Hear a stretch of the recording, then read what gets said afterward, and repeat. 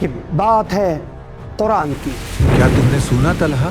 ہاں، اللہ کے نبی نے وہ راز بتایا کوثر کا۔ یہ بات ہے اس وعدے کی جو پایا تکمیل تک پہنچا۔ سنا تم نے ابو اروا، اللہ نے نبی کا نام قیامت تک زندہ رکھا ہے، اپنے نام کے ساتھ جوڑ دیا۔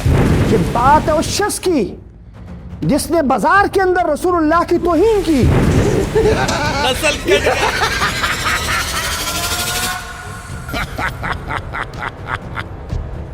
اب کوئی نہیں اس کا نام لینے والا۔ یہ بات ہے سورۃ الکوثر کی۔ إنا أعطيناك الكوثر ناظرین کرام، سورۃ الکوثر اس کی پوری تفسیر ہم پہلی ویڈیو کے اندر بیان کر چکے ہیں۔ آج صرف اس کی آخری آیت ان شانئک هو الابتر اس پر بات ہوگی۔ إن شانئك هو الأبتر۔ دیکھیے، رسول اللہ صلی اللہ علیہ وآلہ وسلم جب آپ کو نبوت ملی تب آپ غار حرا میں اکیلے تھے۔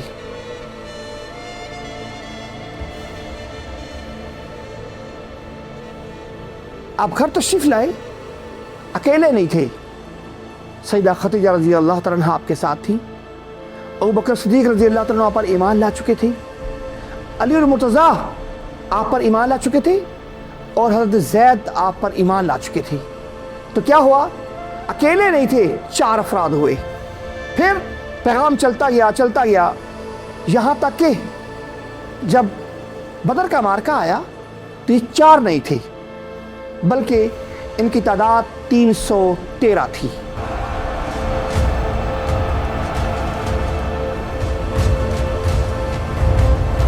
پھر احد کا معرکہ آیا، یہ 313 نہیں تھی، ان کی تعداد 1000 تھی۔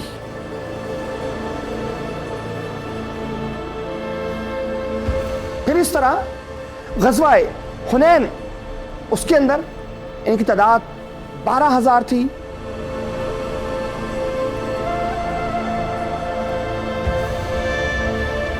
فتح مکہ میں یہ 10000 تھے۔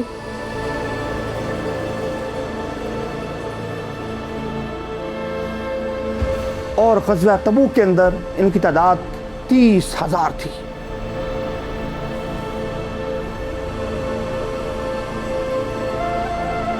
پیغام رکا نہیں ہے، پیغام بڑھتا جا رہا ہے، یہاں تک کہ جب حجۃ الوداع آیا تو اس وقت ان کی تعداد 1,44,000 تھی۔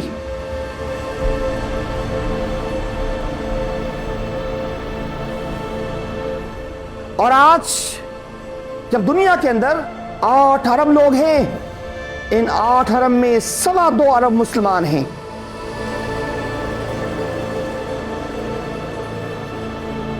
تو کیا ہوا؟ اللہ کے رسول کا پیغام رک گیا؟ نسل ختم ہو گئی؟ نہیں، پیغام جاری ہے، اور انشاءاللہ العزیز یہ قیامت تک جاری رہے گا۔ ابو جہل، ابو لہب اور ان کی ذریت ختم ہو جائے گی۔